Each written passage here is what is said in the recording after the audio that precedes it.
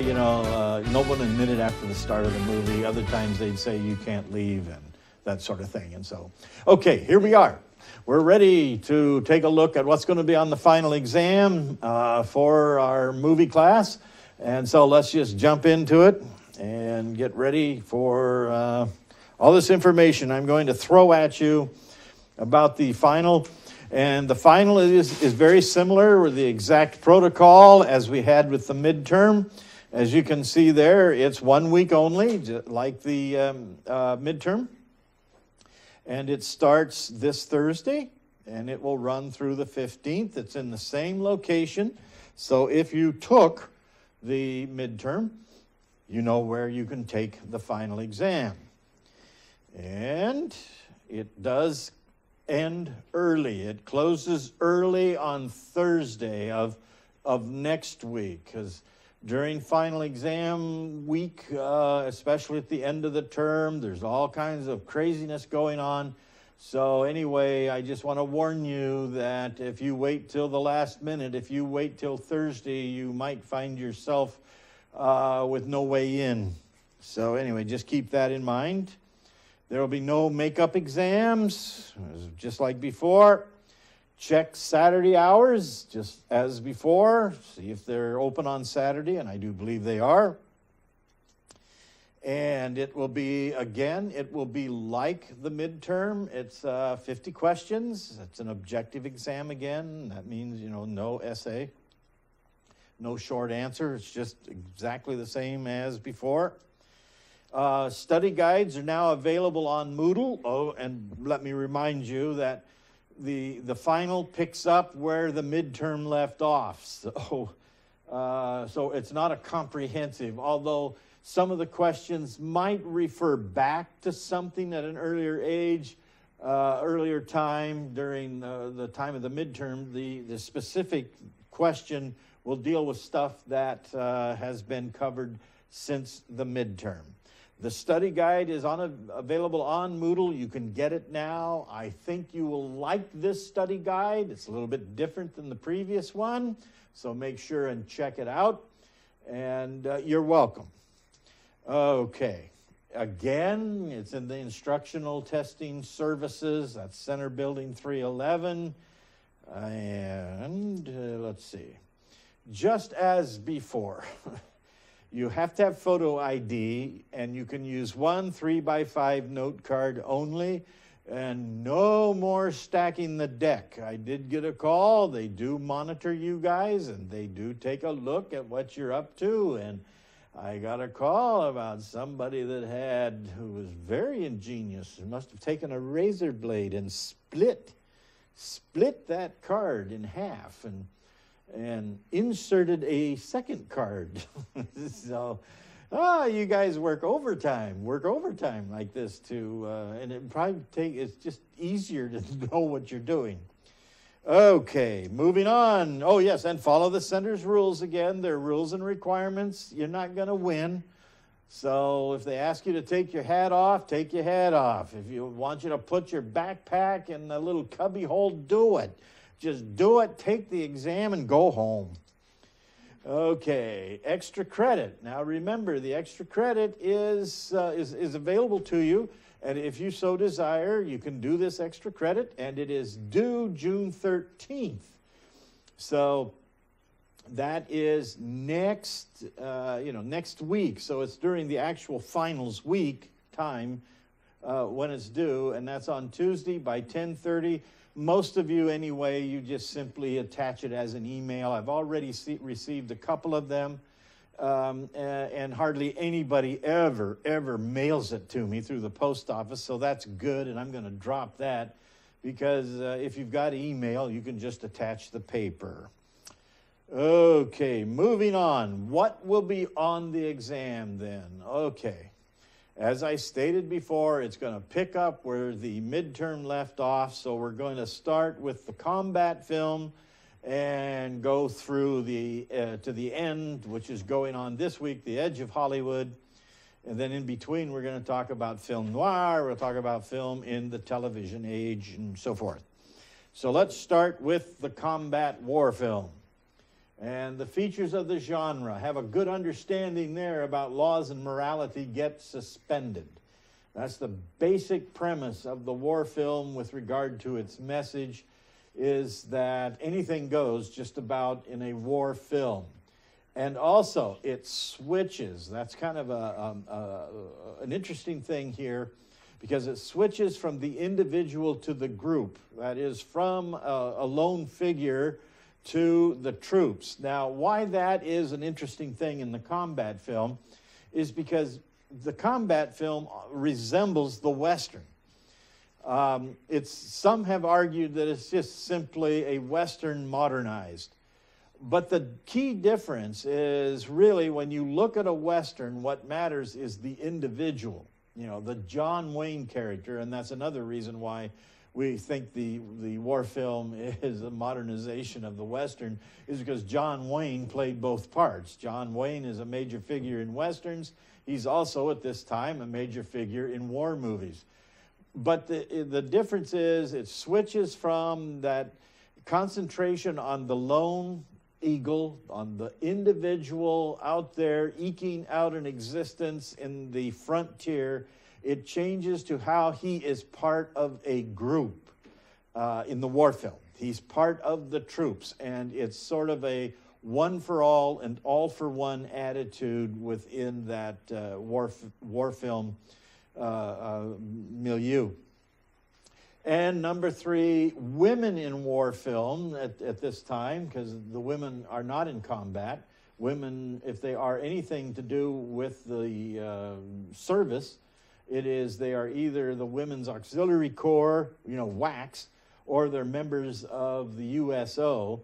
But their function in these films is pretty much as an emotional element, and it brings out the male vulnerability. What it does is I like to just say it this way, it humanizes the male. Because as you see in most war films, the male becomes a fighting machine. The male has very little in the way of compassion, very little in the way of any emotional element to him. But once he meets a female, usually somebody at the USO or something, that vulnerability comes in because he lets that masculine thing down, and he becomes very much a human being. It even happens to John Wayne. So that's how that works. All right, moving on. They talked about in the video series the anti-war sentiments and post-war films.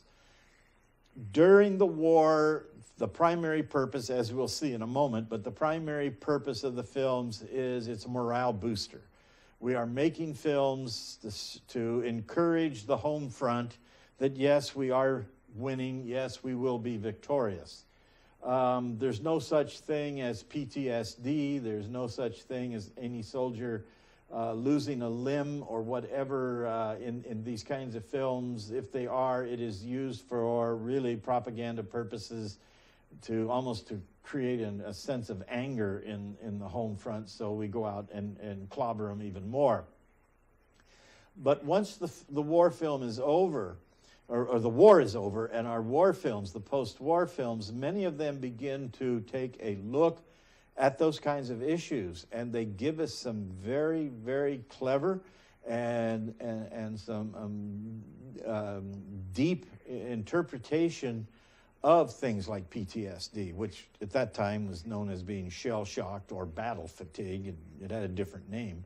But they look at those kinds of films. And so that's kind of what happens when the war ends with regard to war films.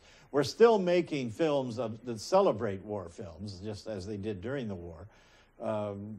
But other films come along to show us. I keep thinking, there is a documentary that John Huston made during the war called The Battle of San Pietro.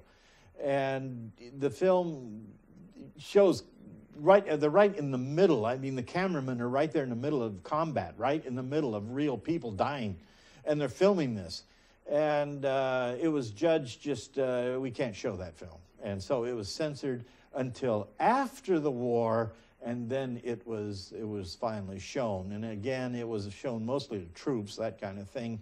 But I have a suspicion, and my research indicates that a lot of these films that were made by the government, these documentary type films, including those that were made by Frank Capra, some of those were seen by citizens. Some of those, they were not just limited to the troops. They were not limited to the service people for an audience, but some of them got out there in theaters because in some of the contemporary reviews, contemporary notions, and contemporary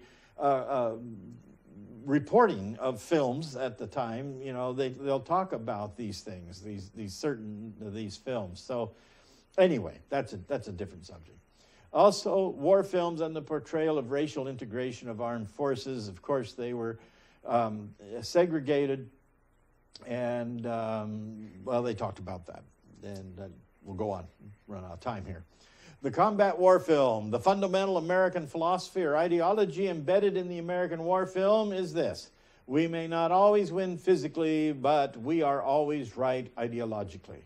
So that's basically how it works. We may not always win physically, but we're right. We may lose the battle, but our concepts of what's right and valuable and all of those things, that remains pure.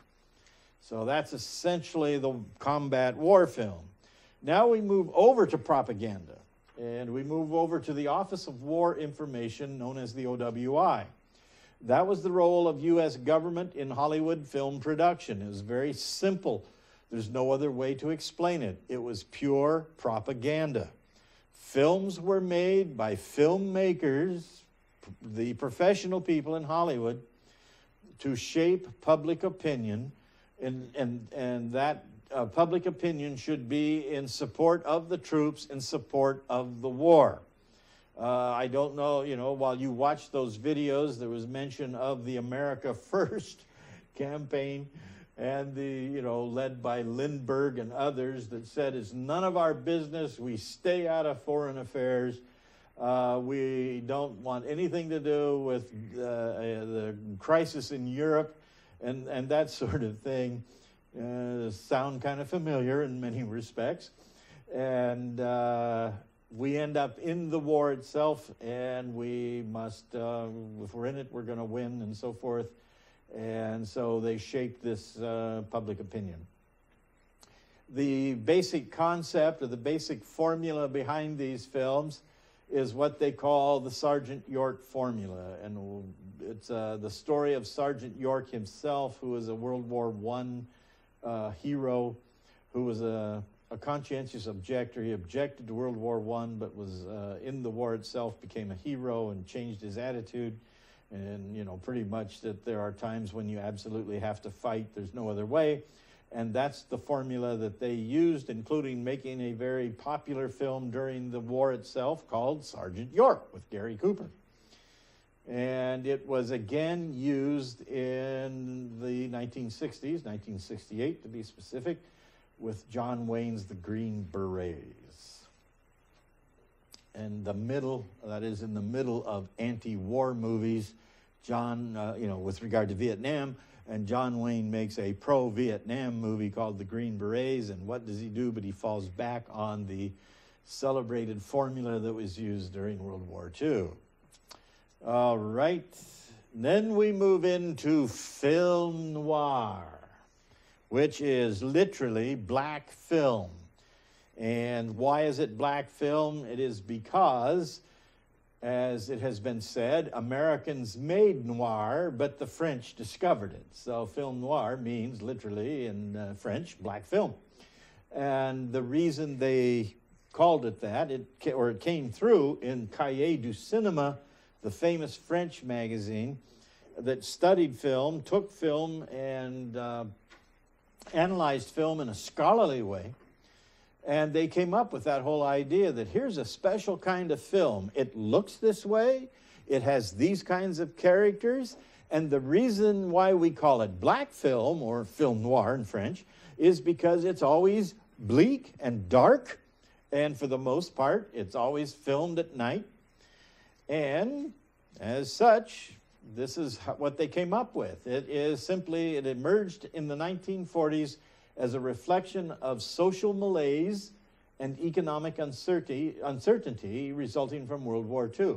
Major changes occur after the war.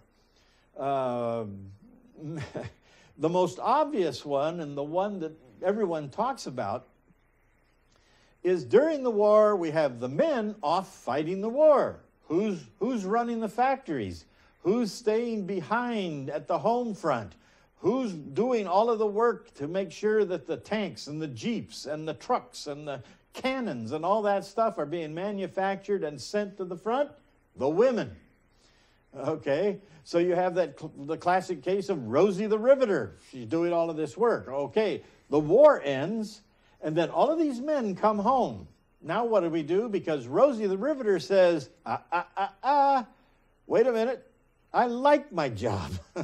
I'm not just giving up my job so that some guy can take it now. No, no, no, no, no, no, no, no. And suddenly the women get too big for their britches idea. And we have this kind of the beginnings of a real radical modern day feminist movement here. And so here's this uncertainty also with regard to the economy. We're going from the war economy, which was rationed, something that I don't understand because I wasn't around for that. You don't understand it either, and yet we continue to fight wars without any rationing. Nobody sacrifices anything except the soldier. So it's a different time, but they come back, the economy is changing, things, American culture begins to change. It's considered a film movement extending from the early 1940s to the late 1950s. The crime films of this period are noticeably different in theme and style and mood from those made before or after. Many scholars like to pinpoint it and say it begins with a movie called The Maltese Falcon. That's a very famous movie. I'm not so sure, but I can see that. There is a film that was released before that, a very minor B movie called The Stranger on the Third Floor, which has an awful lot of film noir elements to it. But for the sake of argument and the idea of a very popular film made by a very prominent studio, The Maltese Falcon, in 1941, and it ends in 1958 with Orson Welles' film Touch of Evil. Now, that's how kind of the historian scholars look at it, okay? What is it that excites them, these critics? Well, again, the setting. The setting of film noir is always urban. It's usually right in the middle of a city. They're often, and most of the time, it's what's cool. I mean, you get a lot of cool photography out of it. You get the rain-slick streets. So it's not only dark, but it is raining. So you have this kind of a hostile element. And it's the sleazy side of city life. This is not on Nob Hill. No, what you find here is right down in Skid Row. This is not the side of the city that you really want to hang out in. And what else? The themes. The theme primarily is alienation, followed by existentialism, the idea that there's no exit. So in other words, with alienation, you have this idea that I'm alienated from absolutely everything. I can't relate to anything. Nothing makes sense. I'm lost.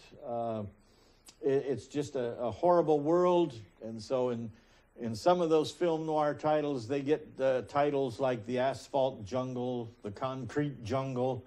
It's the city is just so aloof and it's very unfriendly. And then you have the idea of no exit. That is, not only am I alienated from all of this, but I can't get out of it. There's nowhere to go. And the character types, often there are amnesiacs. My favorite film noir is primarily the character is an amnesiac. He doesn't remember anything, can't remember where he was at. All he knows is someone murdered his wife, and so he's trying to find out who did it. They are antisocial loners. They don't get along with too many. This is usually the detective figure. He's very much a loner. This is the Sam Spade character in Maltese Falcon. He just likes being alone by himself, and he doesn't trust people. There are very assertive, I'd like to change it from assertive to aggressive women. Women control. If you see a film like Double Indemnity with Barbara Stanwyck, she is in absolute control over the Fred McMurray character. Tells him what to do, when to stand, when to sit, you know, when to talk, when to breathe, and he yields to that. Also, that very strong woman in that film, Detour. I'd urge you to look at that 46, somewhere in there, movie. It's only an hour long, called Detour. It is a fabulous movie, and in that one you've got really a prime example of an aggressive, assertive, in-control woman, you know, with a very weak, alienated male. And, of course, private detectives. Private detectives are found in film noir primarily because they are loners, and they're not, they don't answer to any kind of higher authority. You know, they're private businessmen. They're not a detective, a police detective, who must answer to law and order kind of thing. Lots of times private detectives are a law unto themselves. And then the film style, low-key lighting. Definitely lots of low-key lighting there, and lots of shadowy elements. People in and out of shadows constantly. And, of course, strange highlights. That's one of the interesting things I mentioned about that movie, Stranger on the Third Floor, because we do get the strange highlights of that stranger. You know, who is this man that lives above me, as it concentrates on the guy that's living below that stranger. And it's that great shot of the guy looking up. You can hear him walking and pacing upstairs, so he looks up through the ceiling, and suddenly we see through the ceiling and see the guy pacing.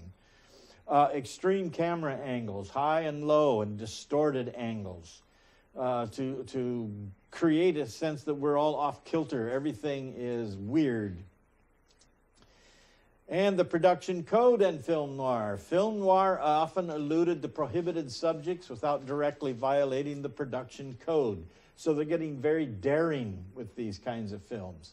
There are the gender issues. Assertive, again, as I mentioned before, assertive if not aggressive females, and the women as femme fatales. So anyway, that's that part. And then we have the big question. And the question is this: is it a film genre? Is this properly a film genre? Or is it a mode of filmmaking? Because that's a big question, because all of the elements that they're talking about are really stylistic things that the French loved. And if we're talking about those stylistic things, we could very easily say that Citizen Kane would be, excuse me, film noir. Excuse me. Thematically, probably not, but visually, it looks like film noir. So it could be the mode of filmmaking. Or, which a lot of people say, is it just a general sensibility? It's kind of one of those things where you see the movie and you go, yeah, that's a film noir. Yeah, I got a feeling for it. That's kind of the way I feel. I don't think it's exactly a genre all its own, like a Western, but because it is a mode of filmmaking, but it's one of those things where you take a look at it, you go, yeah, that's pretty much film noir. So in summary, film noir is a social commentary on post-war reality, modern mass American culture, consumerism, and disillusionment with Paradise Lost. Okay, moving on. We move into the post-war era, which is called the television age. We have a decline in attendance. After the most ever in 1946, more people went to the movies than at any other time, including the present. And then in 1947, that fell off. A huge decline, and it continued to decline. There was the threat of television, but it's not the only culprit. There was more leisure time, more money, interest in other activities, and there was a migration to the suburbs. There was the agreements between motion picture industry and TV at this time. The movies didn't want to get involved with TV, but they eventually did. But what the movie industry did, it would respond to television and declining audiences through technical innovations. The first thing was third dimension coming at you, then horizon spanning widescreen and the development of stereophonic sound. The first thing was 3D. You could go into a theater, put on these glasses, and you see things coming at you. And for the most part, when these films, that's what they did. They threw everything at you. So you're sitting there watching a movie ducking. Okay. And then there was Cinerama. Cinerama was this monster screen. It was so huge that you could see things peripherally. And it was done by the use of 3 cameras. 3 cameras shooting from all those angles. And then the same 3 projectors projecting it onto the screen. Then you had a poor man's Cinerama, something that didn't need all of that hardware. The development of a single lens called CinemaScope, which is anamorphic squeeze. You squeeze the image and then you unsqueeze it when you project it. The aspect ratio, know that, width to height of projected image, which for CinemaScope is roughly 2:1.